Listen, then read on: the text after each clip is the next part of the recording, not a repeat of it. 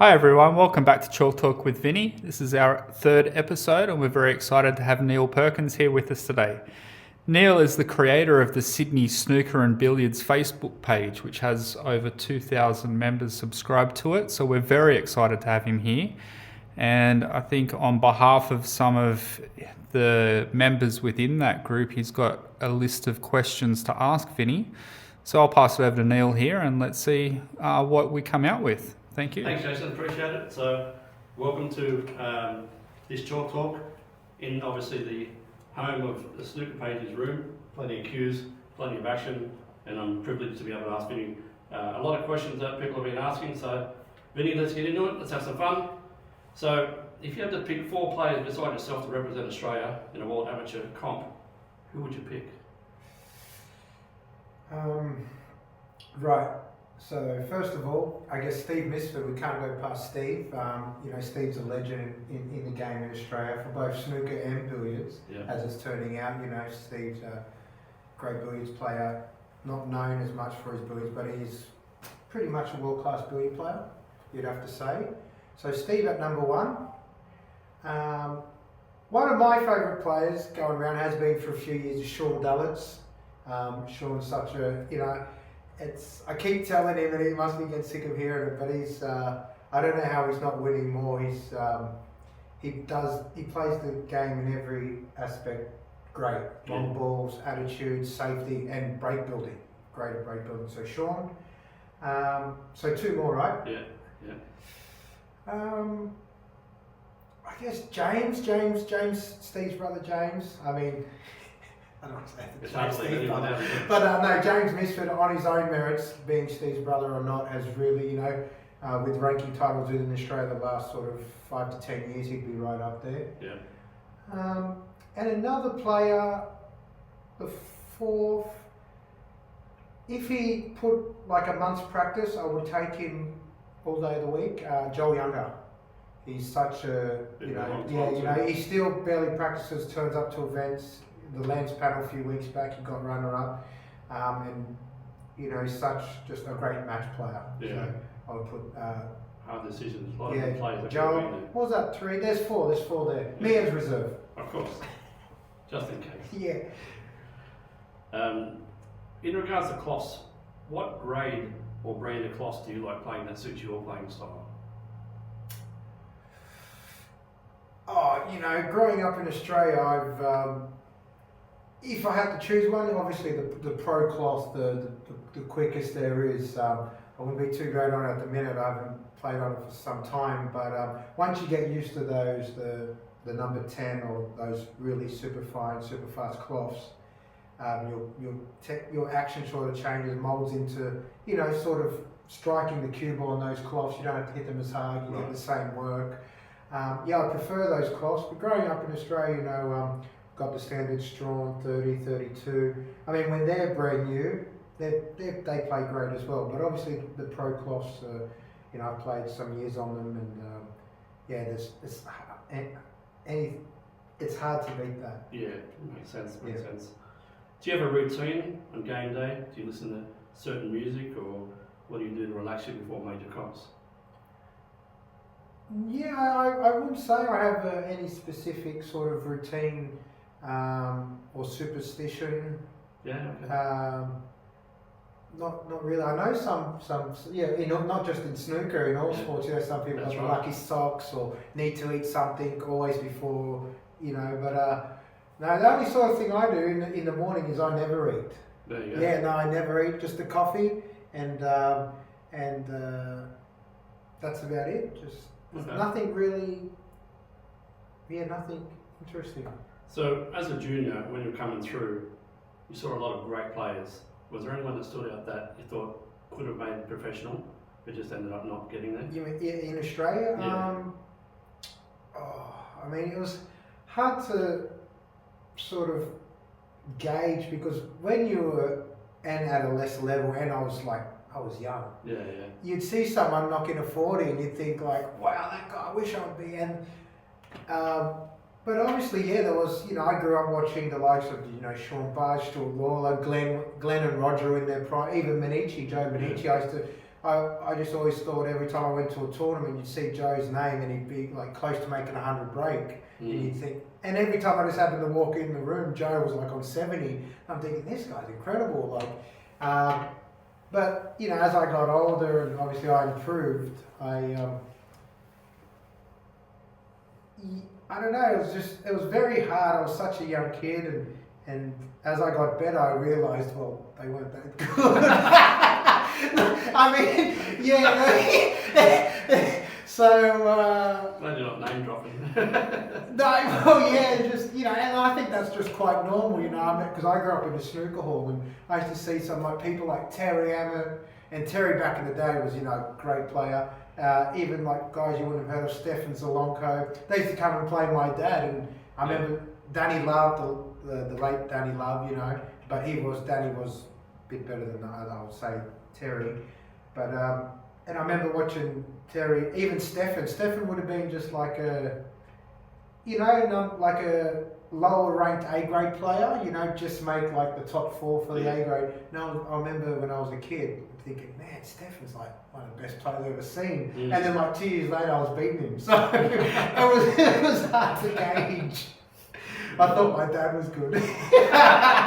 So yeah, he started off giving me like, you know, 50 start when I was about 10. And then over the next sort of 6 years, that did a full turnaround to where I was giving him 50 stars. Yeah.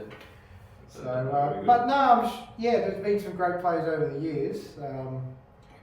It's just, now that I'm older, I understand it's just a completely different game. And growing up in Australia, it's hard to say who could have, because it's like we're so many levels behind. But yeah, there's been some great players. I'm sure Sean Budd over the years had a lot of ability and a lot of potential. Yeah. You know, Stuart Lawler was a great player. Glenn in his heyday was over there. You had Johnny Gibbons, John Campbell, Warren King. Yeah. You know, guys like that. I heard. I think John Campbell got runner-up in the Hong Kong Masters or something. So you know, obviously those guys could play. Nice one. And your mate Neil Robertson, you know, won the world title.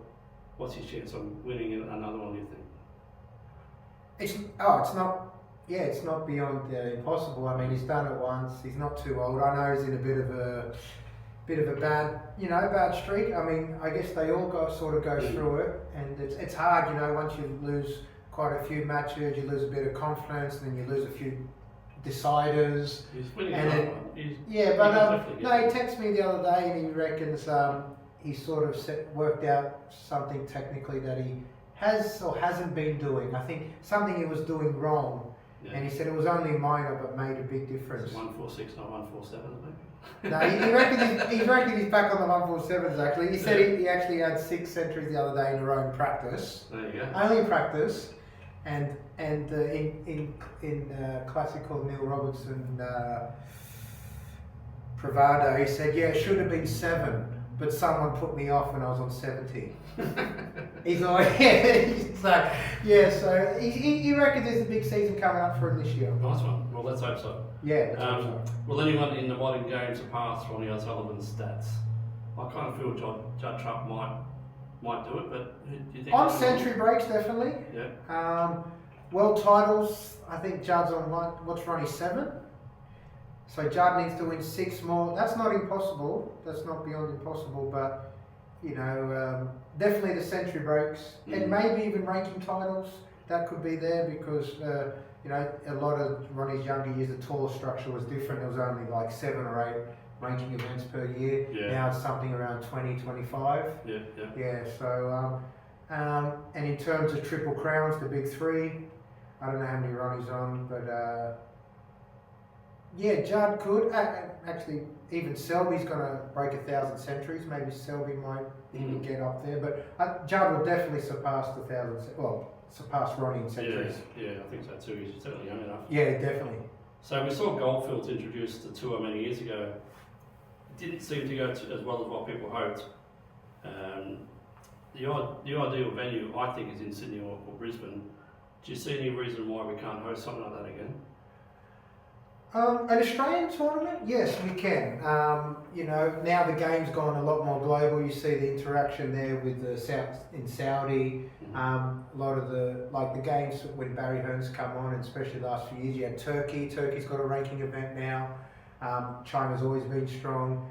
Six Reds, the World Six Reds in Thailand, and we did have it in Australia. Obviously, a major city hosting the event would be nice, but I heard in Bendigo, yeah, at least we did have the event, and I heard him.